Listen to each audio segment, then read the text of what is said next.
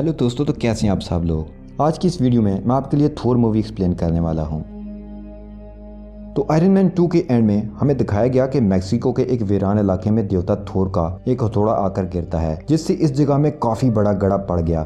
थोर देवता यूरोप में कदीम जमाना से ही मशहूर देवता है, जिसके पास हथौड़ा है। वो तूफान, बिजली, आंधी और स्ट्रेंथ का देवता है। उसका काम लोगों की प्रोटेक्शन करना है। मिड एज में ऑलमोस्ट सारा यूरोप उस पर स्ट्रांग बिलीव रखता था। आज भी कुछ लोग होंगे जो देवताओं की पूजा करते हैं, उसे मानते होंगे, लेकिन मूवी मेकर्स को एक बना बनाया कैरेक्टर मिल गया। थोर एग्जिस्ट करता है या नहीं, लेकिन मार्वल वालों ने इस कैरेक्टर से काफी पैसा बना लिया है। तो मूवी के शुरू में हम एक साइंटिस्ट जेन फोस्टर को देखते हैं। वो अपनी गाड़ी में जा रही होती है, तो रास्ते में उन्हें आसमान पर मिस्टीरियस लाइट्स नजर आती हैं, जैसे कोई बहुत ही एडवांस स्पेसशिप हो। अचानक से उनकी गाड़ी से एक आदमी टकराता है। वो देखते हैं कि उसने कुछ भी नहीं पहन रखा। असल में ये आदमी थोर था। यहाँ से हम 10th सेंचुरी का फ्लैशबैक देखते हैं, जहाँ सियारा जमीन पर खला से प्लैनेट यूथनहाइम से आए जायंट मॉन्स्टर एलियन मखलूक ने अटैक कर दिया है। वो जमीन पर कब्जा करना चाहते थे। इस मूवी में 9 दुनियाएं दिखाई गई हैं। ये कायनात में 9 दुनियाएं हैं और ये इन्हीं दुनियाओं में से एक दुनिया यूथनहाइम से यहाँ आए हैं। यूथनहाइम के किंग का मकसद साफ है कि वो 9 की 9 दुनियाओं पर हुकूमत करना चाहता है, जिसकी शुरुआत उसने सबसे पहले जमीन पर कब्जा से की। लेकिन वो जमीन को मिडगार्ड के नाम से जानते हैं। वो जमीन पर आ चुके थे, लेकिन उनके अटैक से पहले ही एसगार्ड के किंग ओडन अपनी आर्मी के साथ आ जाते हैं। एसगार्ड एक ऐसा प्लेनेट है जिसके लोग इंसानों की तरह नजर आते हैं, लेकिन वो बहुत स्ट्रांग और पावरफुल हैं। उनकी उम्रें भी हजारों साल होती हैं। उनकी टेक्नोलॉजी भी इंसानों से कहीं ज्यादा है, इसलिए जमीन के लोग इनको देवता मानते हैं। ओडन और यूथनहाइम के किंग लूफी के बीच फाइट होती है, जिसमें ओडन जीत जाते हैं। वो उससे वादा लेते हैं कि वो कभी किसी दुनिया पर अटैक नहीं करेगा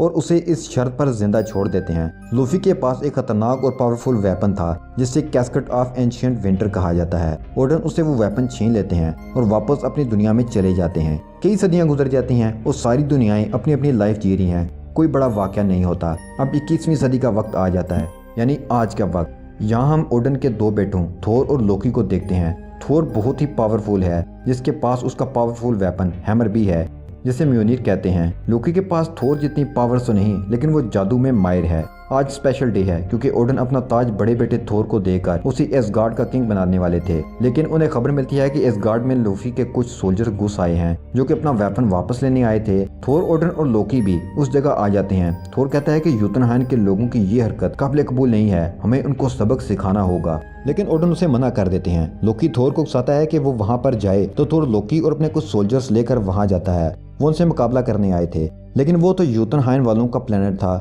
वो बहुत ज्यादा थे। इससे पहले कि वो सब मारे जाते, ओडन उनकी हेल्प के लिए आ जाते हैं और उनको बचाकर वापस ले जाते हैं। वो थोर पर गुस्सा करते हैं क्योंकि उसकी हरकत की वजह से ओडन और लोफी का एग्रीमेंट कि लोफी कभी किसी दुनिया पर अटैक नहीं करेगा वो खत्म हो जाता है। ओडन थोर की सारी पावर उससे वापस ले लेते हैं, फिर उसका हैमर उससे छीनकर जमीन पर फेंक देते हैं, जो मैक्सिको जाकर गिरता है। वो उसे कहते हैं कि हैमर को अब वही उठाएगा जो उसका अहल होगा। वो थोर को भी जमीन पर फेंक देते हैं, जो कि हैमर से 50 मील दूर मैक्सिको में ही गिरा था, जहाँ जेन फोस्टर उसे मिलती है। अगली सुबह जब थोर की आंख खुलती है तो वो हॉस्पिटल में था। उसे कुछ समझ नहीं आ रही थी, उसके पास कोई पावर भी नहीं थी। वो आम इंसानों जैसा बन गया था। वो हॉस्पिटल से भाग जाता है। उधर हैमर गिरने वाली जगह पर बहुत से लोग इकट्ठे हो गए हैं और इस हैमर को उठाने की कोशिश कर रहे हैं, लेकिन कोई भी उसे उठा नहीं पा रहा। यहाँ लोगों को एक फेस्टिविटी मिल गई थी। यहाँ शील्ड के लोग आ जाते हैं और पूरे इलाके को अपने कब्जे में ले लेते हैं।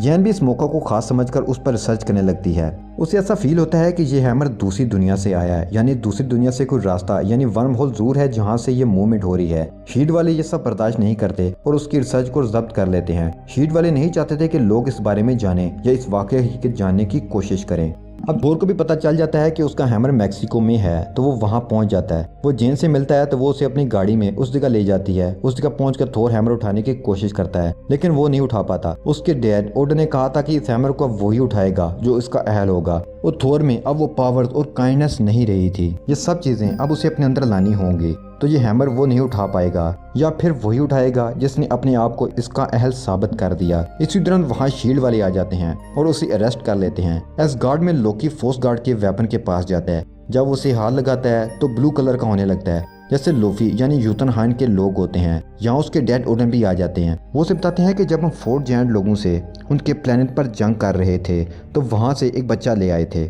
उसे अपना बेटा बनाकर प्यार से रखा और बड़ा किया। लोकी को पता चलता है कि वो तो फोर्स जायंट है, ओडन का असली बेटा नहीं। तो लोकी कहता है कि इसी वजह से आप थोर को नया किंग बनाने वाले हैं। मुझे नहीं। ओडन कहता है कि मैं तुमसे बहुत प्यार करता हूँ बेटा, मैंने तुम्हें बेटा बनाकर पाला है। लेकिन लोकी गुस्से में और दुख में था। ओडन, थोर और लोकी दोनों को टेंशन की वजह से बीमार होने लगते हैं। वो डीप स्लीप में चले जाते हैं ताकि रिकवर कर सकें। थोर जमीन पर था और ओडन सो चुके थे, इसलिए लोकी एसगार्ड का किंग बन जाता है। अब लोकी जमीन पर थोर के पास जेल में आता है। वो उसे बताता है कि डैड अब नहीं रहे, वो तुम्हारी वजह से सदमे में थे। थोर को गिल्ट फील होता है और कहता है कि वो एसगार्ड जाना चाहता है, लेकिन लोकी उससे झूठ बोलता है कि यूतनहाइन के लोगों से हमारा अमल समझौता इस बात पर हुआ है कि तुम एसगार्ड कभी नहीं आओगे और माँ भी नहीं चाहती कि तुम वापस आओ। ये कहकर वो वहाँ से चला जाता है। यहाँ जैन थोर को बाहर निकालने के लिए अपने प्रोफेसर एरिक की मदद लेती है। एरिक शील्ड वालों के पास जाकर कहते हैं कि ये बंदा साइंटिस्ट है, इनको फेक आईडीज भी दिखाता है। शील्ड वालों को पता चल जाता है कि ये आईडीज फेक हैं, लेकिन वो फिर भी उसे छोड़ देते हैं। वो अब जेन के पास जाता है, जिससे उसकी अच्छी दोस्ती हो जाती है और वो दोनों प्यार करने लगते हैं। थोर जेन को बताता है कि वो एसगार्ड का किंग बनने वाला था, लेकिन फोर्स जेंट्स के एक अटैक की वजह से वो नहीं बन पाया। अब लोकी वहाँ का किंग है। लोकी चूंकि अब किंग है तो उसके पास वो खतरनाक वेपन भी है जिसे कैस्केट ऑफ एंशिएंट विंटर कहा जाता है।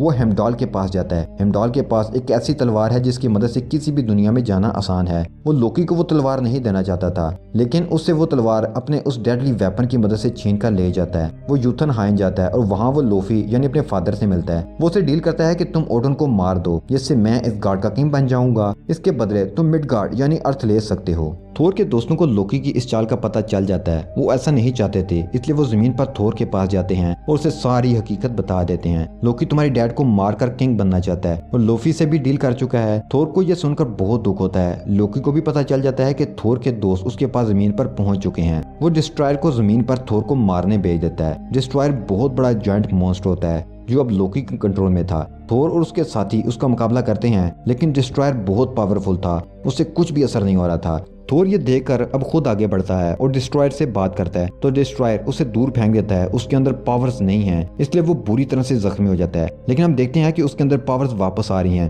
क्योंकि उसने अपने दोस्तों की खातिर अपनी जान दांव पर लगाई थी। पावर्स वापस आते ही उसका हैमर भी उसके पास आ जाता है, जिसकी मदद से वो डिस्ट्रॉयर को मार देता है। इस गार्ड में लोकी लोफी को लेकर आ जाता है ताकि वो ओडन को मार दे। लोफी उसे मारने आगे बढ़ता है तो ओडन की आंख खुल जाती है। इससे पहले कि लोफी ओडन को मारता, लोकी लोफी को मार देता है। वो ओडन को साबित करना चाहता था कि वो उनका लायक बेटा है, ताकि वो उसे एसगार्ड का किंग बना दें। जमीन पर थोर एसगार्ड पर वापस आने की कोशिश करता है, लेकिन हेमडाल जो कि दुनिया में ट्रेवल का रास्ता बनाता था वो अब जम चुका था। जब थोर उसे आवाज देता है तो वो वापस अपनी हालत में आ जाता है और रास्ता खोल देता है, जहाँ से थोर एसगार्ड आ जाता है। यहाँ लोकी चाहता है कि वो यूथनहाइन के सभी फोर्स गार्ड्स को मारकर ओडन को साबित करे कि वही उनका लायक बेटा है। थोर मना करता है, लेकिन लोकी फोर्स ब्रिज से यूथनहाइन पर अटैक कर देता है। थोर उसे बताता है कि ऐसा करना गलत है, लेकिन वो नहीं मान रहा था। तो थोर इस ब्रिज पर अपने हैमर से वार करता है, जिससे वो टूट जाता है और दोनों लटक जाते हैं और नीचे गहरी खाई जिसका कोई एंड नहीं उसमें गिरने लगते हैं। इससे पहले कि वो नीचे जाते ओडन आ जाते हैं। ओडन थोर को पकड़ते हैं और लोकी थोर को